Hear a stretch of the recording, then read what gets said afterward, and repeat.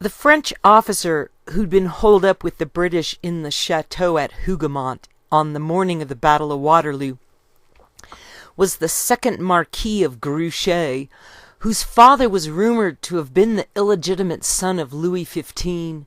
and Napoleon spent too much time and treasure trying to storm that chateau first thing in the morning.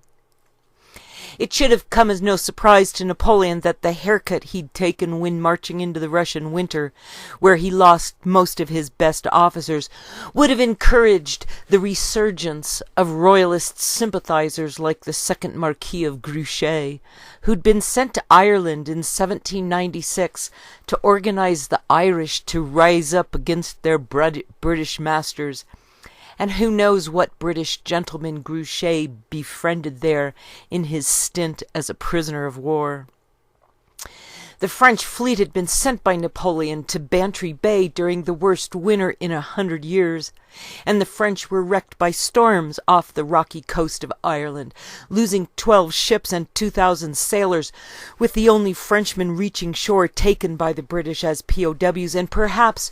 Grouchy had met the first Viscount of Exmouth, whose family had originally come from Normandy, and Exmouth was 10 years older than Grouchy, and had been the British officer arresting those invading French sailors in 1796, among whom was the 30-year-old Grouchy. Exmouth's family had owned a tobacco plantation in Annapolis before the American colonies broke away from the Crown, and when Exmouth was 18 years old, he'd been one of the crew of a Royal Navy ship, and he got into a fight with the captain, who put him ashore at Marseille, where Exmouth found refuge with old friends of his father. In 1776, Exmouth had sailed to America with the Royal Navy at the age of 19, and fought on Lake Champlain in the Battle of Valcourt Island, where he was severely wounded, and then Exmouth fought at first Saratoga in September of 1777, where his younger brother was killed. And at first Saratoga, the British had been surrounded, and had been made to surrender when the promised English armies failed to march soon enough to meet them for the battle. After Saratoga, Exmouth was a POW for a few months until he was returned to England, and it had been that surrender at first Saratoga that had convinced France and Spain to formally join the hostilities on the side of the Americans, while before the French had only supplied munitions and materiel. When France joined the battle, Benedict Arnold was stripped of his command after first Saratoga for complaining about the French coming in, and despite being sidelined, Benedict Arnold jumped in at second Saratoga the following month in October, where he took the wound to his leg that put him in the hospital, where he learned to depend on opium. Exmouth would continue to serve in the Royal Navy, doing a daring and impressive duty until he earned all his stripes, and he fully participated in the fight against Napoleon, trying to free Europe from the nobility. And while Exmouth had not been born noble, he was certainly a sympathizer, and had been promoted to Rear Admiral, then made Commander-in-Chief of the East Indies Station, and then of the entire Mediterranean. These officers from opposing armies had known each other for decades, or at least knew of each other, and making deals among themselves before battles would not have been beyond the realm of possibility. The irony of it was that Exmouth had been born common, but had worked himself up to the upper echelons, while Grouchy was born noble and had become an ardent fan of the French Revolution. Grouchy had also been taken prisoner in 1799 at the Battle of Novi in Italy, where he'd been captured by the Austrians, and he was returned to France and fought at the Battle of Hohenlinden in December of 1800, where the victorious French gave the lovely port of Trieste to Austria in the surrender terms. At the Battle of Hohenlinden, Grouchy had been the foremost commander responsible for the French collecting over 30,000 Austrian and Bavarian prisoners,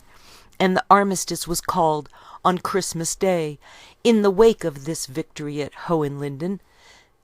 And in the wake of this victory at Hohenlinden, Napoleon decided to become an emperor rather than just a liberator, so that the nobility of Europe would accept him as one of them and stop making war against his new France. After Hohenlinden, Grouchy became a favorite of Napoleon, serving on all the battlefields for the next 14 years. And the year before Waterloo, Grouchy had been severely wounded, fighting the same Prussian general he was supposed to attack during the Battle of Waterloo. Grouchy had both been taken prisoner by and taken prisoners from the same class of noble people into which he had been born. And after 22 years of the Napoleonic Wars, it is more than likely that he may have seen the only hope for a future of peace for France through the defeat of his own commander-in-chief. And then again, perhaps the recalcitrant Grouchy knew that the nobility would never accept Napoleon as one of them, and that France was headed for destruction through the Emperor Napoleon's attempt to be invited into their ranks. In the wood, along the wall of the garden, and round the farmyard itself, huge numbers of French, the whole of an infantry division, had already marched into the fire of the Germans and British hidden behind the walls and among the trees. Larragais retained a dreadful impression of being splashed with blood, of his own feet being wet with it, as if he had waded in it, and of expecting second by second to be killed or horribly wounded. But he also remembered the exaltation of it, how the wounded refused to leave the field, how the dying called down blessings on the emperor, how his own captain, shot through by 2 musket balls, kept urging them on in a voice that grew weaker until he fell. Waterloo, a near-run thing by David Howarth, Gloucester, The Windrush Press, 1968, page 56 and 7. The fight at Hougoumont raged for an hour and a half before anything else happened on the battlefield, except that the cannon shot which missed the chateau still came bounding through the ranks of waiting men and picked off a victim here and there. Sergeant Wheeler, with an old soldier's luck, was posted in the sunken lane far on the right, where the road to Nivelles crossed it by a bridge, and from the safe billet he watched the shot going over. Sulkily he went down and waited beside the orchard. There was nobody in sight. Shot and shell were still coming over the hill from the direction of Hougoumont. It seemed to him a dismal situation. While he was waiting, he was astonished to see a tall, upright old gentleman, unarmed and in civilian clothes, who came galloping across his front, followed by 2 younger men, and vanished in the direction of the sounds of battle. This bizarre apparition was the Duke of Richmond, with his 16-year-old son and an attendant. Where he'd come from at that moment in the bottom of the valley was to remain a mystery, but he spent most of the afternoon riding about the battlefield, chatting to his friends and occasionally shouting encouragement to the troops. Waterloo, a near-run thing, page 58 and 9. As soon as Monty's Arnhem adventure failed, General Hans Schmidt was put in charge of keeping the Americans out of the Hurtgen forest, and the huge mass of German soldiers that would come pouring through Aachen and the Ardennes for the Battle of the Bulge were heavy with untrained teenagers and slow old men, but Hitler would not need experts to force the Americans out after the British waved a signed peace treaty at them. The British were still well rested and well fed, and knew exactly where all the American support positions and headquarters were located, and by early October ammo was still in such short supply to the Americans that they could not defend themselves for more than 1 day, and they had no more than 2 days' worth of gasoline, and only 1 ammo ship was offloaded at Normandy, while 35 ammo ships were waiting in the harbor. Churchill was blaming the railroad and dock workers back in England for the supply problems, and the aerial bombing had destroyed all the railroads and bridges in France. And even though the Americans had rebuilt many of the railroads at superhuman speed with the help of the French, few precious French trains remained, and Churchill claimed the rolling stock back in England was needed for civilian use. The American army had not been given enough supplies to do more than survive the march to Aachen, and had barely enough ordnance and weaponry to even damage the town, and bombing by air was denied them because of the close proximity of soldiers to the enemy. It looked like a clear victory for Britain, but the Americans foiled the plot by fighting through the Hurtgen forest, sneaking in behind the entrenched Germans and pretending on paper and on telephones and radios that they held the town of Schmidt, and in so doing cut off the only road to Cologne, even though the reality was that only a handful of incredibly brave Americans had come into the town of Schmidt, laid a few unburied mines on the roads facing the Germans, and made themselves comfortable in enough of the houses for the Schmittians to spread the news by telephone that the Americans had arrived. 2 strongholds on the road between Schmidt and Aachen were stubbornly held by Germans until the 29th of September, but the Americans were able to prevent any British negotiators from entering into Aachen on the 14th of October, and the Americans had accomplished this against staggering odds and without any clear idea of where they were supposed to be going, or why, but had followed their orders as best they could and trusted God to do the rest.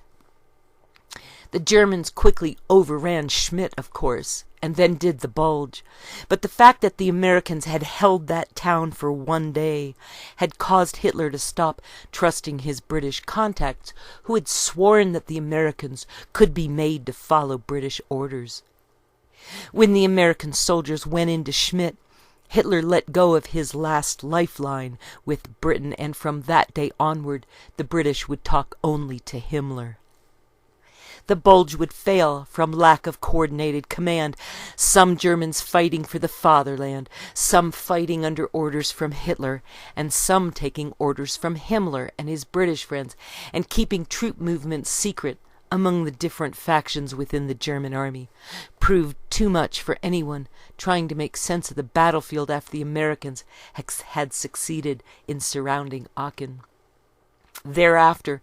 the Americans began regularly broadcasting inaccurate forward troop movements to their British allies because the Americans needed to forestall the threat of being bombed by friendly fire, and that went a long way towards giving the Americans freedom to move in the theater on their own initiative, while the British newspapers were blaring stories of American advances and American troop movements.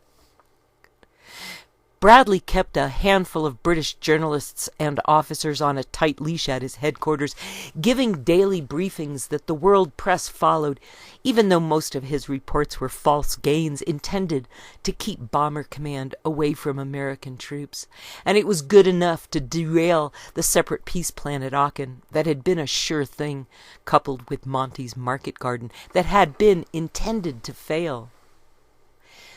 Monty had launched Market Garden on the 17th of September, the same day that the U.S. Constitution had been approved by the U.S. Congress in 1787, and as the British left for Arnhem, 100 miles to the north of Aachen, a gap had opened up for the Germans to come through to outflank the Americans, but Bradley ordered his troops to thin out, and that would be why the lines in front of the Ardennes were so tenuously held in the Battle of the Bulge. Trout streams foamed through the steep hills of this quiet middle sector, and wild boar roamed its forest. Later, the Luxembourg forest warden was to complain that GIs in their zest for barbecued pork were hunting the boar in low-flying cubs with Thompson's submachine guns. Inventive, I agreed, but a trifle rough on the game. A Soldier's Story, Omar N. Bradley, General of the Army, by Omar N. Bradley, New York. Popular Library Eagle Books edition, Holt, Reinhardt, and Winston, Incorporated, 1951, page 428.